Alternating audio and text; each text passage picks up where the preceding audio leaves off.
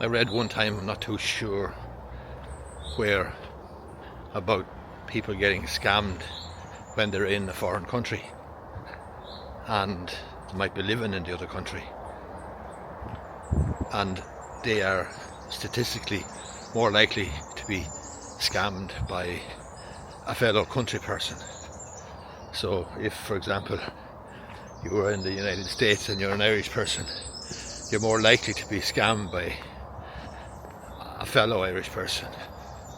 And the reason for that is because of the trust element. You trust an Irish person more than an American or a Spanish person or a Costa Rican or whatever, African. And I see that here as well, where people get ripped off by people from their own country. I had a case there a few years ago. They were from Lithuania or Latvia, and they were very badly ripped off by a fellow country person of their own country, and they were really ripped off badly with promises, and there's a good bit of money involved. It was at least 50 grand, maybe up to 100 grand, something between 50 and 100 grand. And there recently I've had, it's lovely here. Recently there I've had a Chinese person contacting me, and the Chinese person has been ripped off by a fellow Chinese person, which again doesn't surprise me in the least. Now, the degree of naivety that this person has demonstrated, my client, the person making the inquiry of me, is unbelievable. I mean, we're talking about retail business, and we're talking about handing over a significant ball of cash for a business without any solicitor involvement, without any checking of title, without any checking of planning commission or anything of that nature. And the difficulty now is very significant problems have arisen because my client is caught in a dispute between the person from whom they bought the business, that person's landlord, and another tenant in the building. And basically my client is getting squeezed, and they don't have the consent of the landlord. They paid a very significant amount of cash for the business, and as I say, they're absolutely caught in the crossfire between the person from whom they bought the business, the landlord of the building, and an adjoining tenant whose business and whose premises is being affected by my client's premises. And my client, as I say, is getting caught in the middle. The problem is, I'm trying to help my client. The problem is they paid cash. We don't even know who or where the guy is gone now. We don't know who he is. We don't know, there was no solicitor involved. So, you know, I mean, it's an incredibly stupid, quite frankly, thing to do. And there's naivety and there's stupidity. Let's go on down here. But this happens quite a bit.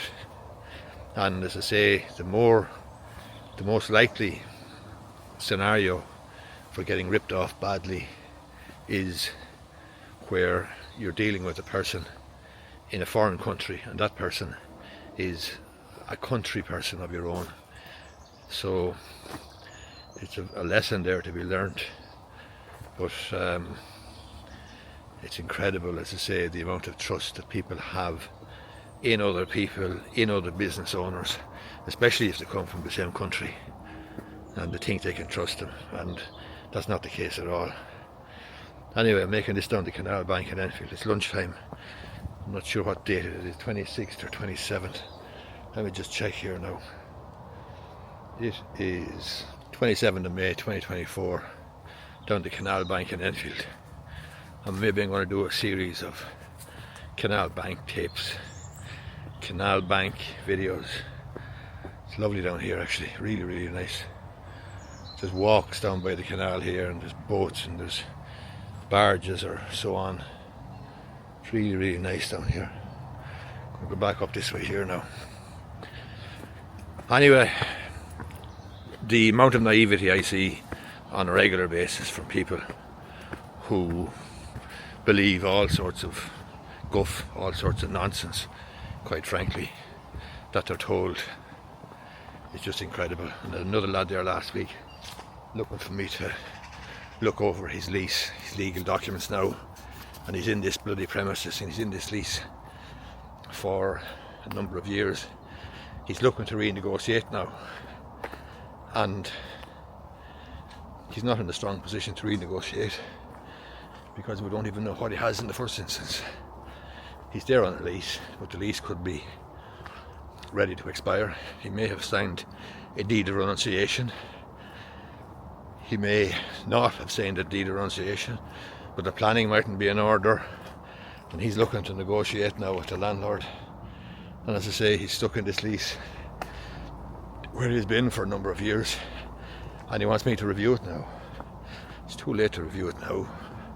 Like, that's kind of self-evident, and yet we're dealing with people who are going into business and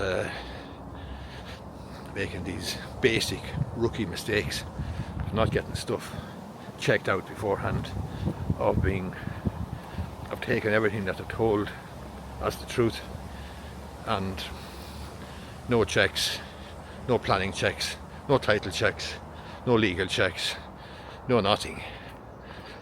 Amateur hour.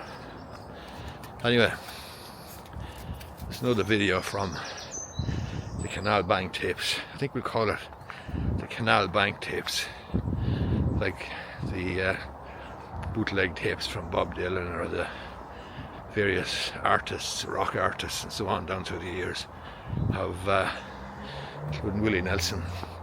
Willie Nelson had an album, I think, called the IRS tapes, when he was in trouble with the IRS in the United States, the Inland Revenue Service in the States. Willie Nelson had significant tax problems a few years ago there. Anyway, hope you liked the video. Lovely place for a walk here at lunchtime in May 2024 down the Canal Bank in Enfield. Hit the thumbs up button down below if you like it. Thank you very much.